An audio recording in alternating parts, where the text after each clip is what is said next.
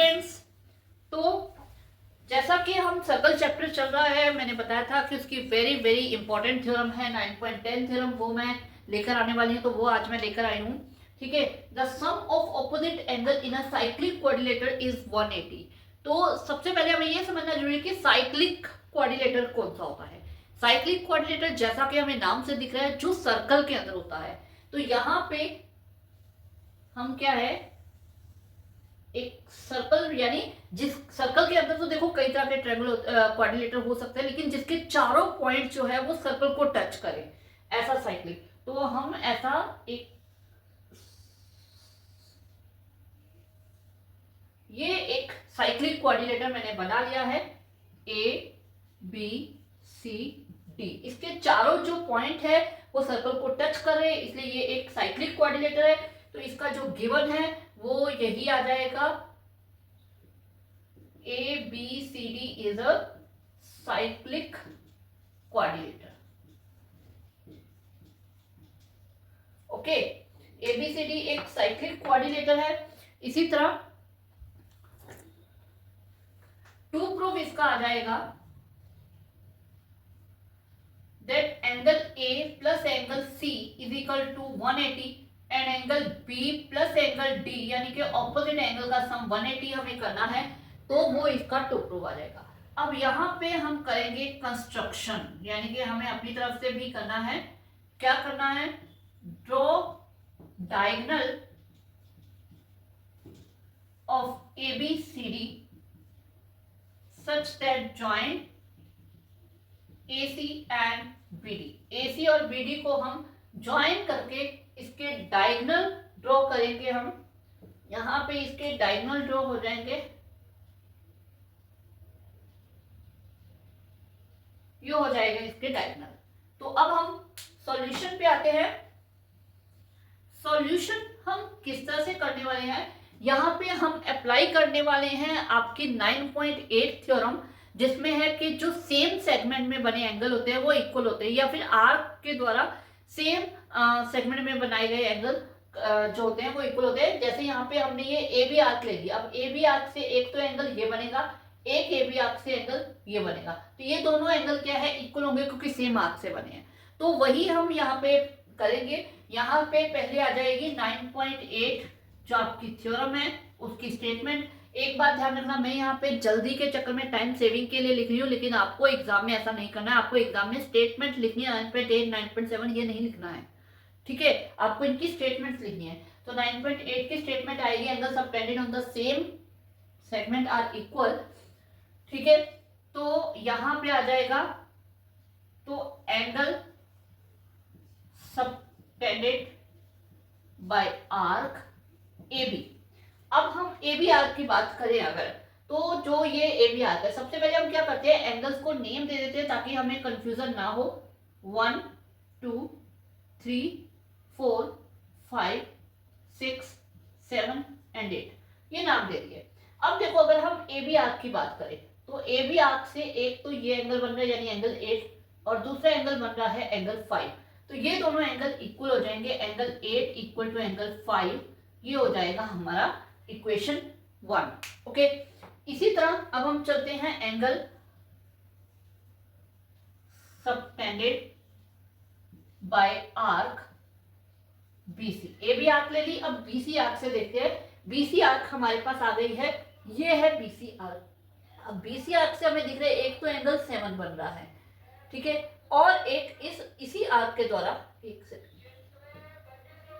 ये आ जाएगा आपका एंगल 2, यानी एंगल 7 और एंगल 2 इक्वल है।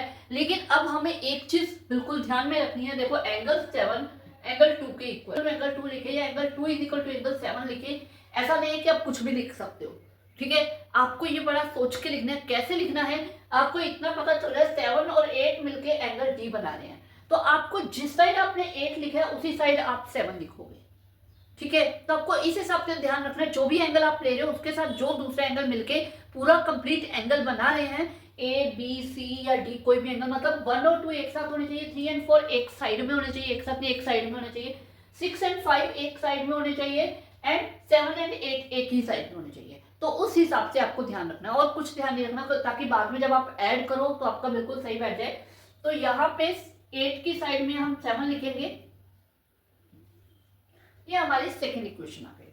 ठीक है, तो अब हमें आगे बीसी आर्क के द्वारा हम चले जाएंगे आर्क सीडी की तरफ। Angle subtended by arc CD. ठीक है, अब हम बात करते हैं इस सीडी आर्क की। ये रही हमारी सीडी आर्क। अब इस आर्क से देखो एक तो बन रहा है एंगल 4, ठीक है, और इसी आर्क के द्वारा दूसरा एंगल जो बन रहा है वो बन रहा है एंगल 1। देख रहे हो, एंगल 1 एंड एंगल 4। ठीक है, तो अब एंगल 2 है हमारे पास यहाँ पे, तो इसी साइड में राइट हैंड साइड पे 2 है, तो 2 के साथ ही हमें 1 लेना है। तो इसलिए हम जो एंगल 1 है वो हम राइट हैंड साइड पे उसके साथ ले लेंगे, और दूसरा जो एंगल 4 है वो हम इस साइड ले लेंगे। ये आ जाएगा हमारा इक्वेशन 3। ठीक है, अब आ जाते हैं हम उसके बाद arc D A, angle subtended by arc D A. ठीक है, अब डी ए आर्क से जो एंगल बन रहा है, डी ए आर्क, ये रही डी ए आर्क। अब इसे एक तो आप देख सकते हो एंगल 6 बन रहा है, एक इससे बन रहा है एंगल 3। ठीक है, मतलब एंगल 6 एंगल 3 के इक्वल है। अब हम फिर देख लेंगे कि हमें किस साइड लेना है। 4 पड़ा है यहाँ पे, 4 के साथ 3 जाएगा, तो यानी कि लेफ्ट हैंड साइड में 4 है तो 3 लेफ्ट हैंड साइड में आएगा, और 6 जो है उस साइड पे, और ये हमारी फोर्थ इक्वेशन हो गई। अब इन 4 की 4 इक्वेशन को हम क्या करने वाले हैं, इनको ऐड करना है। दैट्स इट, सीधा ऐड कर लेंगे। Adding 1 2 3 and 4। तो ये क्या आ जाएगा, जब हम इस तरह से इक्वेशंस को ऐड करते हैं तो लेफ्ट को लेफ्ट में, राइट को राइट में करना है। ठीक है, अब आपको समझ में आएगा हमने क्यों ये ध्यान रखा है किस साइड लिखना है, वो उससे आपका सम बिल्कुल बहुत इजी बनने वाला है। सारे लेफ्ट वाले उठा लेते हैं, angle 8 plus angle 7 plus angle 4, देख सकते हो, प्लस एंगल 3, ये उठा लिए, इक्वल टू। अब हम राइट हैंड साइड वाले उठा लेते हैं, angle 5 plus angle 2 plus angle 1 plus angle 6। Clear है, कुछ नहीं किया, सिर्फ लेफ्ट हैंड साइड को सारे ऐड कर दिया, राइट हैंड साइड में सारे ऐड कर दिए। अब अगर हम इन्हें थोड़ा सा इस तरह से ब्रैकेट में ले लें तो आप देख सकते हो 8 प्लस 7 ये बन गया एंगल डी, 4 प्लस 3 ये बन गया एंगल बी। इसी तरह 5 को एज इट इज रहने दो, इसके साथ हम 6 यहां ले आते हैं, 1 प्लस 2 ये बन गया एंगल ए। क्लियर है, ठीक है। अब 5 प्लस सी ये बन जाएगा एंगल सी। तो ये चीज हमारे पास आ गई है। अब हमें पता है कि क्वाड्रिलेटर के 4 एंगल्स का जो सम होता है वो क्या होता है, वो होता है 360 डिग्री। ठीक है, तो हम उसी सिचुएशन के हिसाब से चलेंगे कि यहाँ हमें पता है कि जो कोई भी क्वाड्रिलेटर के चारों एंगल का सम 360 होता है। ठीक है, 360 होता है। तो अब हम यहाँ पे वही अप्लाई करने वाले हैं। हमें पता है A B C D is a quadrilateral. ठीक है, therefore angle A plus angle B plus angle C plus angle D is equal to 360। ये तो क्लियर है। अब ए प्लस सी जो है वो बी प्लस डी के इक्वल है, तो हम क्या करते हैं, इस बी प्लस डी को भी ए प्लस सी लिख देते हैं, यानी कि angle A plus angle C plus angle A plus angle C, यानी कि हम बी प्लस डी को हमने यही लिख दिया है, 360 आ जाएगा। तो ये आ जाएगा 2 एंगल ए प्लस, मतलब एक ए प्लस सी हो गया, एक ए प्लस सी, तो ये क्या हो जाएगा, तो ए प्लस सी ये आ गया 2 टाइम्स ए प्लस सी। ठीक है, अब इस 2 को हम उधर ले जाते हैं डिनोमिनेटर में, तो angle A plus angle C जो है वो क्या हो जाएगा 360/2 यानी कि 180। ठीक है, ये 180 डिग्री हो गया। तो यहां से हमारा फर्स्ट जो है प्रूव हो गया। अब हमें पता है ए प्लस सी जो है बी प्लस डी के इक्वल है। तो डेफिनेटली अगर हम a प्लस सी की जगह पे b प्लस डी पुट कर देंगे तो वो भी इसके इक्वल आ जाएगा। ठीक है, तो क्या हो गया हमारा हेंस प्रूव्ड हो गया।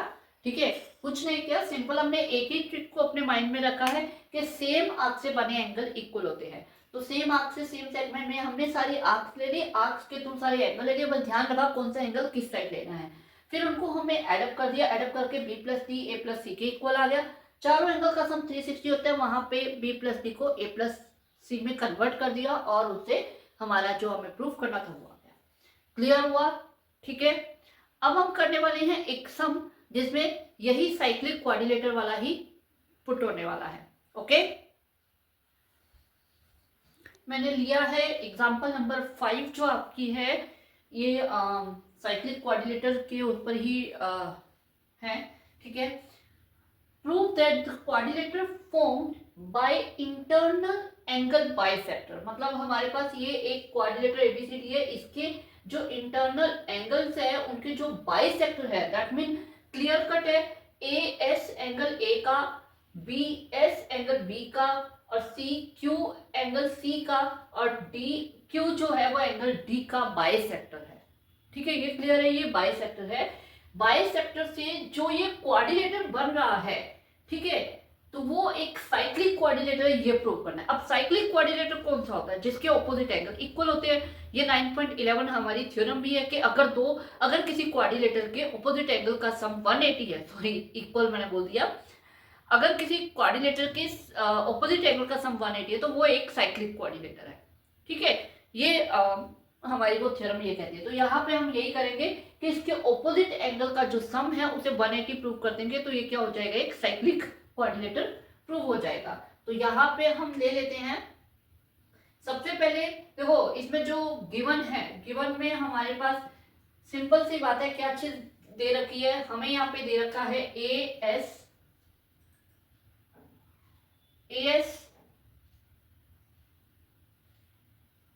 B S C Q and D Q are the bisector of angle A, angle B, angle C and angle D respectively. ठीक है, बाइसेक्टर है। टू प्रूफ हमें करना है P Q R S is a cyclic quadrilateral.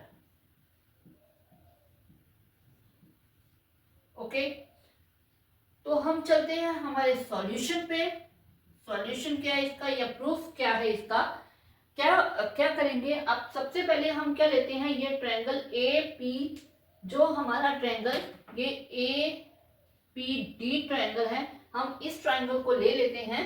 ठीक है, इस triangle में जो ये एंगल है, ये वाला एंगल, ये एंगल को हम डिफाइन करने वाले हैं अभी। देखो कैसे, हमें पता है ट्रायंगल के तीनों एंगल का सम 180 होता है। ठीक है, in triangle A P D angle ये आ जाएगा एंगल 1, ये आ जाएगा एंगल 2। ठीक है, angle 1 plus angle 2 plus angle A P D is equal to 180। ठीक है, अब ये जो एंगल 1 है, क्योंकि हमें पता है ए एस जो है वो एंगल ए का बाइसेक्टर है, तो एंगल 1 एंगल ए का हाफ हो गया। ठीक है, तो हम इसे ले लेते हैं half of angle A and half of angle D. ठीक है, plus angle A P D is equal to 180। तो एंगल ए पी डी जो है वो क्या आ जाएगा, 180 minus half of angle A plus angle D, ये आ जाएगा। मतलब इनको उठा के मैं उधर ले गई। ठीक है, तो ये हमारा एंगल ए पी डी आ गया, लेकिन एंगल ए पी डी जो है वो इक्वल है एंगल क्यू पी एस के, इक्वल है, वर्टिकली ऑपोजिट एंगल हो गया। तो ये आ जाएगा Q P S is equal to 180 minus half of angle A plus angle D. इसका रीजन हम क्या लिखेंगे, वर्टिकली ऑपोजिट एंगल। ठीक है, ये आ गया। अब ये वर्टिकली ऑपोजिट के कारण QPS की वैल्यू ये आ गई। अब हमें ऑपोजिट एंगल का सम 180 करना है, तो हम इसी का ऑपोजिट एंगल उठा लेते हैं, यानी कि अब हमें इस एंगल के बारे में देखना है। अब ये एंगल जो है ये इक्वल है इस एंगल के वर्टिकली ऑपोजिट। अब ये एंगल क्या होगा, वही सेम इसी तरह बन जाएगा 180 minus half of angle B and half of angle C. ठीक है, तो सिमिलरली हम लिख सकते हैं B R C is equal to 180 minus half of angle A, half of angle B plus half of angle C. ठीक है, लिख सकते हैं। अब ये जो बी आर सी है ये हो जाएगा आपका क्यू आर एस के, क्यू आर एस ये आ जाएगा 180 minus half of angle B plus angle C. Clear है यहां तक? अब हम इन दोनों को मतलब इक्वेशन 2 एंड इक्वेशन 1 इन दोनों को हम ऐड कर देते हैं। ठीक है, एडिंग 1 एंड 2, तो ये आ जाएगा, यहां पे आ जाएगा QPS plus QRS। Left hand side पे हो गया। अब राइट हैंड साइड पे देखते हैं 180 minus half of angle A plus angle D plus इसका उठा लिया। अब इसमें हमें ऐड करना है 180 minus half of angle B plus angle D। Clear? Left को लेफ्ट में कर दिया, लेफ्ट को लेफ्ट में ऐड कर दिया, राइट को राइट में ऐड कर दिया। ठीक है, अब हम इसे थोड़ा सॉल्व करते हैं। देखो ये जो है ये तो आप देख रहे हो ऑपोजिट एंगल बन रहे हैं। अगर इनका सम 180 आता तो हमारा सम मतलब हम प्रूफ सही हो गया।